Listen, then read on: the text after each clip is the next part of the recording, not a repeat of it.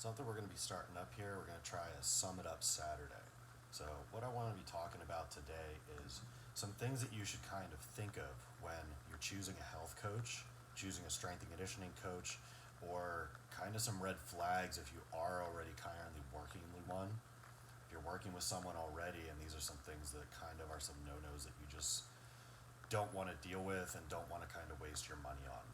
Um, First thing I would kind of say here is someone hard to communicate or contact?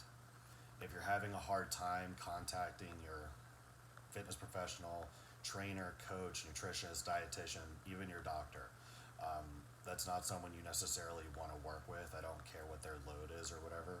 Um, I'd say anything outside of a 48-hour window, you may not want to necessarily be wasting your money on that person.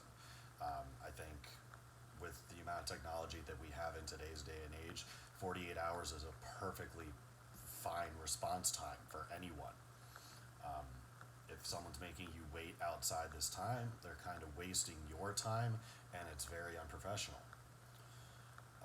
Next thing that we're going to kind of look into, this trainer, this coach, this strength professional, whatever it is, they make you feel good, but your body and your joints still hurt. So this might mean that that coach or that person that you're working with might be implementing some things that are temporarily to fix issues. They might be some band-aids, it might be some adjustments that may not be holding, they might be addressing something that's not actually the causal factor. This is something you might be wasting your money on. You might want to try a different direction. If you've been working with someone for a couple months and you've been following everything they've been saying, and you feel you've been putting in the work, yet you don't feel that success is coming along with you, this is something you might want to reevaluate. You want to make sure that you are progressing, and it's their job and it's their duty to make sure that you are in fact progressing and moving forward towards your goals. Now, I'm not saying necessarily come train here with me, or work with me, but I'm saying I make sure that with my clients, there's a correspondence there. They make sure that there's progressing forward. We make sure everything's feeling right. Your joints are feeling better. Your shoulders are feeling better. Whatever it is we're focusing on is progressing forward, and we're addressing each week. Um, Moving on. Next thing that we're going to be kind of looking at here is, do they ask you about your sleep quality? Do they ask you how you're actually feeling at the beginning of a session or the beginning of a couple sessions, or when you check in with your coach? Even bodybuilding coaches, even powerlifting coaches and stuff like that, especially powerlifting coaches. If your powerlifting coach is not in fact asking you how you're feeling during your training cycle, they're missing a gap in their job. Especially as loads increase, as you get closer to a meet, as you get closer to a physique show, even just standard, anyone who may be general population as well. This is even just as important, because if you're sleeping 3 hours a night and you're following everything I tell you to eat, and you're exercising 4 times a week with me or something along those lines, now we have a recovery issue. My job is to make sure that you in fact are addressing your recovery just as well as your effect using your stimulus. You need to make sure the training is there, the eating is there, the regiment is there, and making adjustments for your lifestyle. I'm not saying this is not an accountability cop-off, but it is in fact that weighing meals out and following and carrying stuff around all day does not fit everyone's lifestyle. It can be done, but it doesn't fit everyone's lifestyle, and that's perfectly okay. Sometimes the bigger thing that you just need to do is try and fix some habits and kind of help them make better choices. Now, that's a completely different video, but moving on, making sure, like I said, these coaches or professionals or whoever you're working with is not solely implementing temporary fixes. Like, oh, my back hurts. Okay, we'll put a belt on. No. My knees hurt. Put knee wraps on. No. My knees hurt. Get knee sleeves. No. These are not things that actually do it. Or I can't hit depth in a squat. All right, buy Olympic shoes. All right, cool. Band-Aid.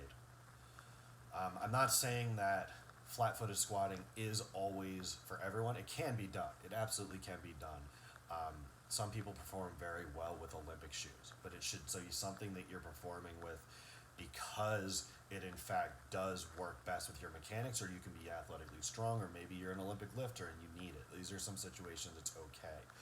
But necessarily, you should not be using this as a crutch or as a band-aid, or well, I can't squat without it, or I can't deadlift without it, or I can't do this without it. If you can't do something specifically without your wrist wraps or your knee wraps or your knee sleeves or your belt, you haven't built very much resiliency in your general day-to-day patterns, and we probably need to take a little bit of a step back away from some of the hard loaded stuff, or make sure that we're implementing some other strategies so that you in fact don't need those things, because you shouldn't need those things. They're supposed to make your training and your performance better.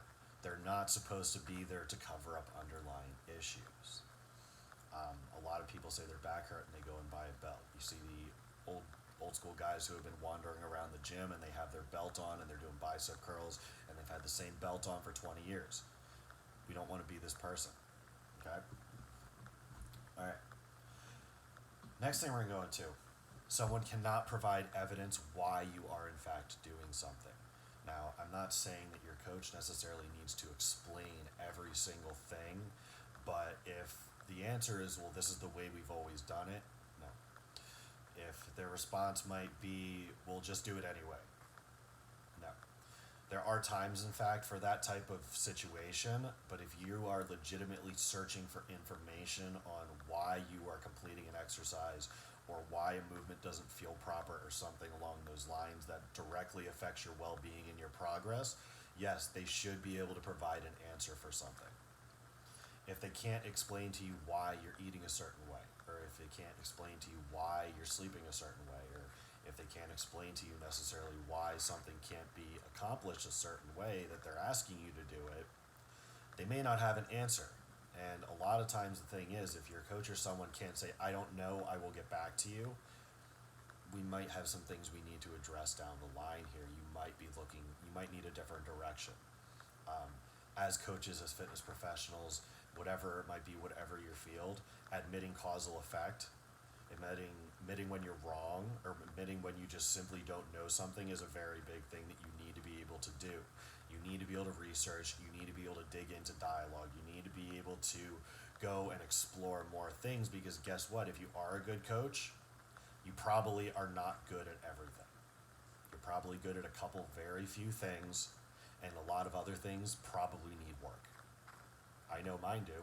There are a couple things, there's probably 4 to 6 things that I'm very, very good at, and the rest of these things, I'm about mediocre at best. And that's just how it works a lot of times. And all we can really do is really implement and try to clean up these strategies and clean up the things that we're not good at as coaches. But if your coach is not continually bettering themselves, if your coach seems like they haven't actually taken any new knowledge, new coursework, new certifications, and I'm not saying certifications are everything, because there's a lot of experience-based work out there and a lot of experience-based knowledge that is very, very beneficial. I'm not saying that at all. What I'm saying here is, if someone is not actively bettering themselves and they're not refining their craft and not learning more and building new skills, and maybe your coach is not getting any more athletic themselves, or they haven't progressed, or they're not showing any mediation from their knee problem or their issues or their back problem, you might want to revise and kind of have a sit down and talk. And this might be a dialogue you guys actually need to have.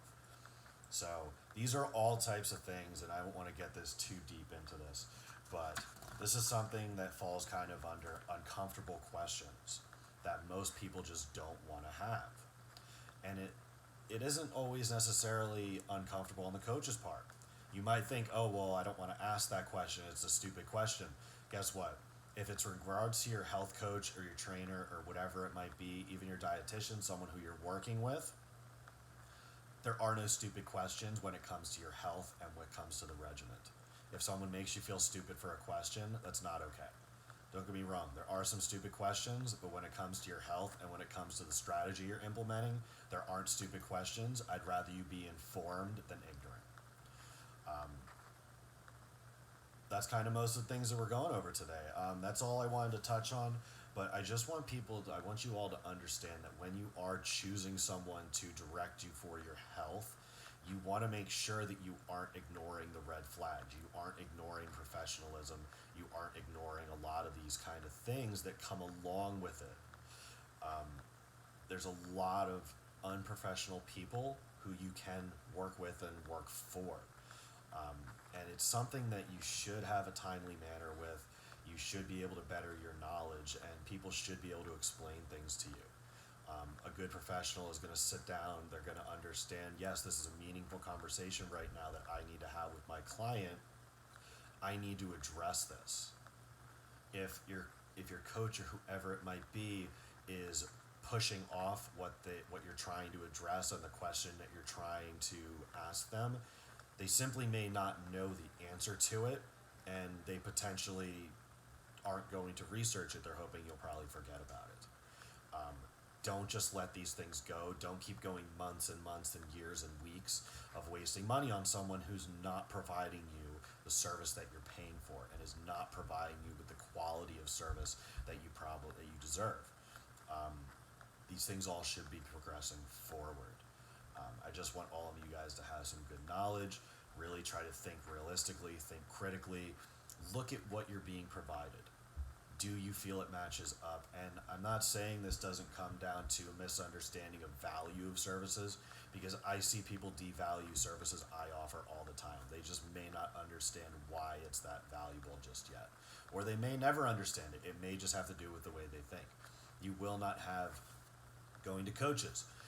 Coaches, you're not going to have every single client that you work with truly value what you're offering. It's just not going to happen.